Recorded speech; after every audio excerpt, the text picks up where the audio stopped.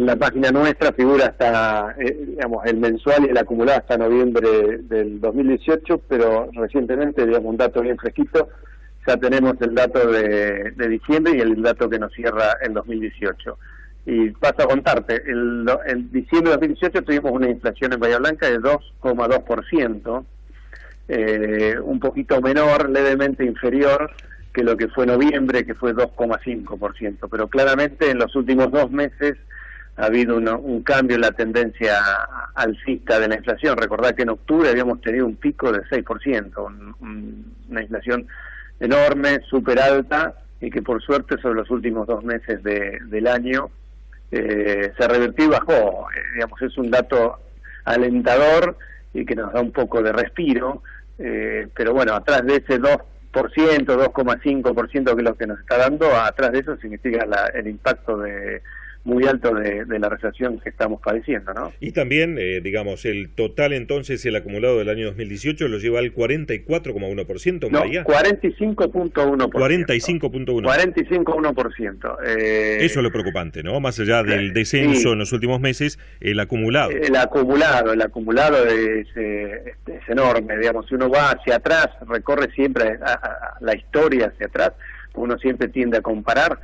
Digamos, tenemos que remontarnos al año 2002 para encontrar un valor similar e incluso menor, es decir, en el 2002 fue 42,1, 3 puntos menos, y recordemos que el año 2002 fue también un año muy complejo, porque salíamos de 10 años de convertibilidad, de un tipo de cambio 1-1, nos habíamos ido prácticamente al 3-1, no teníamos presidente, era un colapso muy, muy grande que padecíamos internamente. Aún así, el 2018 fue mayor,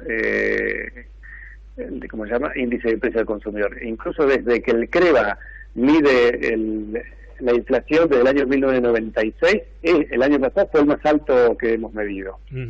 Ahora, Gonzalo, esta tendencia a la baja de noviembre y diciembre del año 2018, ¿se va a prolongar en los primeros meses del año 2019? Bueno, yo te diría que todo parece indicar que va a estar en el orden de los 2,4, 2,3, va a estar, nos imaginamos, los valores que estamos midiendo ahora. Incluso si nosotros tomamos como referencia el relevamiento de expectativas de mercado que publica el Banco Central de la República Argentina, también indican quienes participan de ese relevamiento que el 2019 va a ser con valores similares a los que ha cerrado los últimos 2 meses del año. Es decir, si nosotros sumamos, digamos, o hacemos una proyección anual en lo que va a ser 2019, podríamos estar alrededor del 28-29% de inflación, que es lo que te da este 2,2, 2,4, 2,5 por mes. Claramente es más bajo que el 45, pero cerca de un 30% sigue siendo alto, pero lo que queda claro que años de inflación tan altos como los que cerramos recientemente, bajarlos no es sencillo, menos en un año que intentemos, que querramos que esté en 15%, 20%, es utópico. Lleva más años de lo que uno cree. Gonzalo, ¿y a qué se debe este cambio en la tendencia alcista que mencionaba al principio? Bueno, básicamente es lo que te decía, atrás de esta baja tiene que ver con la recesión. La recesión, si bien yo he manifestado que en mayo, junio, que veíamos venir la recesión, después de 6-7 meses de volatilidad del dólar y de tantas bajas en los indicadores de construcción, de industria, en la economía en general, va resintiéndose y obviamente el consumo fue bajando sustancialmente, entonces se va viendo a lo largo del tiempo, e incluso en los últimos 2 meses, te diría que hasta desde octubre en adelante el tipo de cambio se mantuvo relativamente estable. Vos pensás que la gran cuestión de que haya habido tanto aumento en los precios tiene que ver con la gran devaluación que tuvimos. La gran devaluación se termina trasladando a precios, en los últimos meses ha estado relativamente estable. El índice de precios mayoristas también ha bajado sustancialmente. Nosotros tuvimos en septiembre un 16% de inflación en los precios mayoristas. Insólito ese valor, y eso es el preludio de lo que va a ocurrir en el mes siguiente en cuanto al índice de precios minoristas. Y después el índice de precios mayoristas ha bajado, el tipo de cambio ha estado relativamente estable, no ha habido traslado en los precios minoristas y la recesión nos pegó en los bolsillos nuestros. Entonces no hemos avalado más los consumidores los aumentos en los precios. Si siguen aumentando, no compramos, que es lo que terminó ocurriendo. Claro. Y específicamente volviendo al mes de diciembre, Gonzalo, ¿en qué rubro más impactó ese índice de inflación? ¿En alimentos y bebidas? Mirá, buena pregunta la que vos haces, porque durante todo el año el rubro, el capítulo de alimentos y bebidas, que es el más importante dentro de nuestra canasta, siempre ha estado por arriba y bastante por arriba al nivel general. En esta ocasión ha estado por debajo, es decir, el alimentos y bebidas ha aumentado en 1,6%. Nos llamó la atención. Bueno, claramente los alimentos básicos y necesarios no lo podemos comprar. O sea, estamos, digamos, sustituyendo primeras marcas por segunda y hasta terceras marcas. Y hay productos que lo estamos dejando de comprar. Entonces, o sea, ese guarismo indica eso, que la gente directamente ya no puede comprar lo básico. Ya lo estamos viendo, con una inflación de 45. Vos fíjate que yo tengo acá los datos al lado mío, y alimentos y bebidas, el capítulo ha aumentado un 49% el acumulado anual. Ha estado por encima del 45%, cuando en general veníamos con lo que es el capítulo viviendas, que detrás de vivienda tenemos todos los precios regulados, es el que venía comandando o liderando las subas. Se revirtió y terminó siendo alimentos de vida. Así claramente este proceso inflacionario ha perjudicado sin lugar a dudas los que menos recursos tienen. Y ese capítulo es el que en diciembre ha aumentado menos. Pero quien lideró ahora es el rubro salud. Y el rubro salud básicamente han sido prepagas, medicamentos, servicios médicos, ha sido con un 5,2%. Uy, ¿qué porcentaje? Muy alto. Esparcimiento es el segundo capítulo que le sigue, con un 4,3%, y básicamente hemos tenido una variación de un 9% en transporte para turismo, 7,7% en juegos, y eso tiene que ver y está asociado a lo que ha sido la fiesta, Navidad. Entonces, en general, como se supone que va a haber más demanda, los precios de los productos suben, y fíjate que Navidad ha bajado muchísimo, más de un 10-15% ha bajado la compra de productos en épocas navideñas.